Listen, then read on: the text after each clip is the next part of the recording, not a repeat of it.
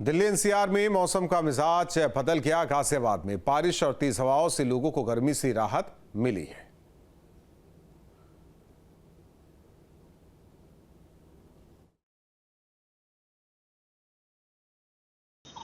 गाजियाबाद सहित दिल्ली एनसीआर में एक बार फिर से मौसम सुहाना हो गया है। जी हां, देर रात पहले तेज आंधी आई और उसके बाद तेज बारिश पड़ी, जिसकी वजह से गर्मी से लोगों को राहत मिली। तो वहीं तेज बारिश के बाद शहर के कई ऐसे इलाके हैं जहां पर जलभराव की स्थिति पैदा हो गई। इस वक्त हम गाजियाबाद के कलेक्ट्रेट परिसर में मौजूद हैं और यहां पर भी तेज बारिश के बाद जलभराव हो गया है। जो ग्राउंड है उसको आप देख सकते हैं, उसकी तस्वीरें। यहाँ पर जलभराव की स्थिति आप देख सकते हैं किस तरह से है और इसी तरह की तस्वीरें अलग अलग जगहों से गाजियाबाद में देखने को मिली। चाहे गाजियाबाद का इंदिरापुरम रहा हो या फिर गाजियाबाद के तमाम ऐसे ग्राउंड रहे हों जहां पर लोग बाग घूमने के लिए जाते हैं, वहां पर भी जलभराव देखने को मिला। कई सड़कों पर तो नाला पूरी तरह से लबालब हो गया, यानी पानी पूरी तरह से भर गया, जिसकी वजह से वहां रहने वाले लोगों को भी परेशानी का सामना करना पड़ा।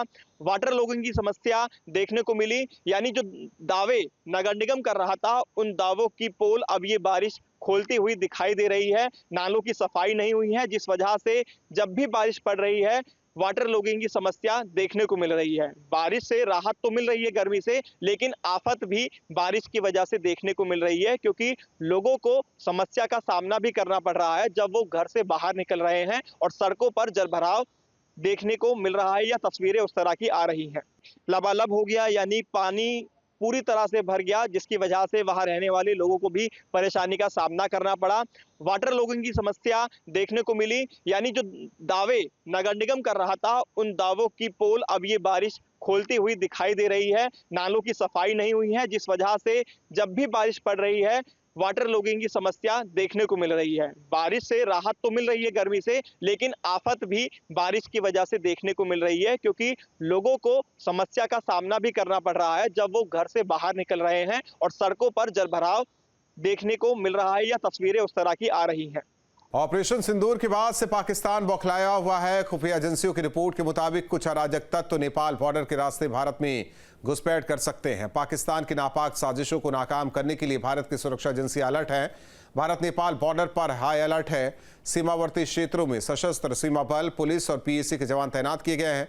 हर आने जाने वालों की आईडी चेक हो रही है। वाहनों की सघन तलाशी की जा रही है। इसके बाद आने जाने दिया जा रहा है। महाराजगंज की झुलनीपुर बॉर्डर पर सघन तलाशी अभियान चलाया जा रहा है।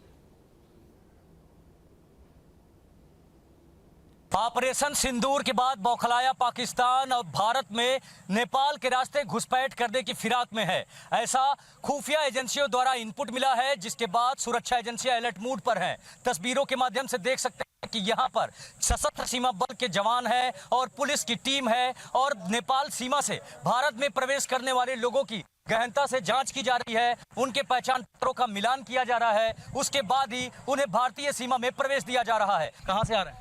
आ रहे हैं सूरत, नेपाल से आ रहे हैं। ये बॉर्डर पे इस समय चेकिंग अभी जिस तरीके से चल रही है, क्या लगता है कोई घुसपैठ कर सकता है भारत में? एकदम नहीं। और हमारे जो सीमा सुरक्षा के जवान, एसएसबी के जवान जो यहाँ लगाए गए बॉर्डर पे, यह पूरी मुस्तैदी के साथ और देशभक्ति की भावनाओं के साथ अपना फर्ज निभा रहे हैं और आने वाले सभी लोगों की जांच कर रहे हैं। इतनी खुशी हो रही है कि ये जो सरकार की मंशा है, मंशा के अनुरूप और भारत के नागरिकों के सुरक्षा के लिए हम लोग घर में आराम से सोते हैं तो केवल इन्हीं लोगों के नाते सोते हैं।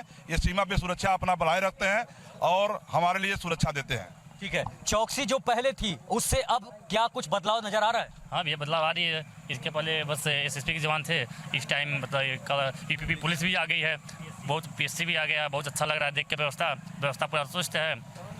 तो देख सकते हैं कि यहाँ से घुसपैठ करना नामुमकिन है। बात की जाए सीसीटीवी कैमरों की, तो यहाँ पर सीसीटीवी कैमरे भी लगाए गए रखे हैं और उससे भी निगरानी की जाती है। प्रत्येक गतिविधियों की निगाह जो है ऊपर सीसीटीवी कैमरे के जरिए की जाती है, ताकि कोई भी घुसपैठ करने से पहले 100 बार सोचे। पीएम मोदी ने मन की बात में उत्तराखंड के हल्द्वानी में रहने वाले 65 साल के जीवन जोशी का जिक्र किया। बचपन में पोलियो का शिकार जीवन जोशी चीड़ की छाल और पत्तों से बेहतरीन कलाकृतियां बनाते हैं। पीएम मोदी ने उनके जज्बे को सराहा, कहा कि वो अपने नाम के अनुरूप अपना जीवन जीते हैं।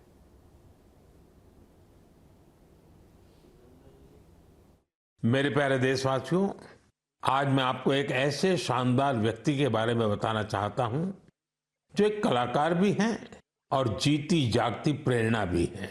नाम है जीवन जोशी, उम्र 65 साल। अब सोचिए, जिनके नाम में ही जीवन हो वो कितनी जीवंतता से भरे होंगे। जीवन जी उत्तराखंड के हल्द्वानी में रहते हैं। बचपन में पोलियो ने उनके पैरों की ताकत छीन ली थी, लेकिन पोलियो उनके हौसलों को नहीं छीन पाया। उनके चलने की रफ्तार भले ही कुछ धीमी हो गई, लेकिन उनका मन कल्पना की हर उड़ान उड़ता रहा। इसी उड़ान में जीवन जी ने एक अनोखी कला को जन्म दिया। नाम रखा बगेट। इसमें वो चीड़ के पेड़ों से गिरने वाली सूखी छाल से सुंदर कलाकृतियां बनाते हैं।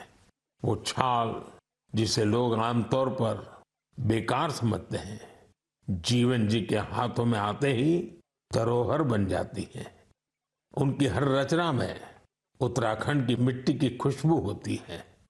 कभी पहाड़ों के लोक वाद्य यंत्र, तो कभी लगता है जैसे पहाड़ों की आत्मा उस लकड़ी में समा गई हो। जीवन जी का काम सिर्फ कला नहीं, एक साधना है। उन्होंने इस कला में अपना पूरा जीवन समर्पित कर दिया है। जीवन जोशी जैसे कलाकार हमें याद दिलाते हैं कि परिस्थितियां चाहे जैसी भी हो, अगर इरादा मजबूत हो तो नामुमकिन कुछ नहीं। उनका नाम जीवन है और उन्होंने सच में दिखा दिया कि जीवन जीना क्या होता है। सोनभद्र में रेलवे में नौकरी दिलाने का झांसा देकर ठगी का बड़ा मामला सामने आया। देवरिया जनपद के सिरसिया गांव निवासी पंकज मिश्रा के साथ सोनभद्र जिले के रायपुर गांव निवासी मनोज कुमार पांडे ने 50 लाख रुपए की ठगी कर डाली। पीड़ित का कहना है कि मनोज पांडे और उसके साथियों ने सरकारी नौकरी लगवाने का भरोसा दिलाकर उनसे 50 लाख रुपए हड़प लिए। जब पैसे वापस मांगे गए तो मारपीट, गाली गलौज और जान से मारने की धमकी दी गई। मामले में एक महिला समेत कई पीड़ितों ने स्थानीय थाने में लिखित शिकायत दर्ज कराई है। हम जो है एक ठगी के शिकार हुए हैं। एक जालसाज जो है मनोज कुमार पांडे जो है हम लोग को रेलवे के झांसा देकर जो है नौकरी दिलाने का जो है काम करता था। वो उसने जो है हमें 2 साल से जो है बेवकूफ़ बनाता रहा। उसने उसके द्वारा जो है खाते में दिए गए जो है हम लोग पैसे भी दिए, सारे प्रमाण है हमारे पास है। उसके खिलाफ जो है हम लोग 2 बार जो समझौता भी किए। एक बबुआ थाने में उसको हम लोग पकड़े थे, तो वहाँ जो समझौता हुआ। उसने बोला कि जो है हम पैसा दे रहे हैं, तो वहाँ 1 घंटे में जो है उसने 5 लाख रुपये जो है रिफंडेबल भी किया। जी जी। और हम लोग जो पीड़ित हैं टोटल 8 लोग हैं। 8 लोगों से जो है वो पैसा जो है 50 लाख रुपये लिया है। उसने 5 लाख रुपये रिफंडेबल किया।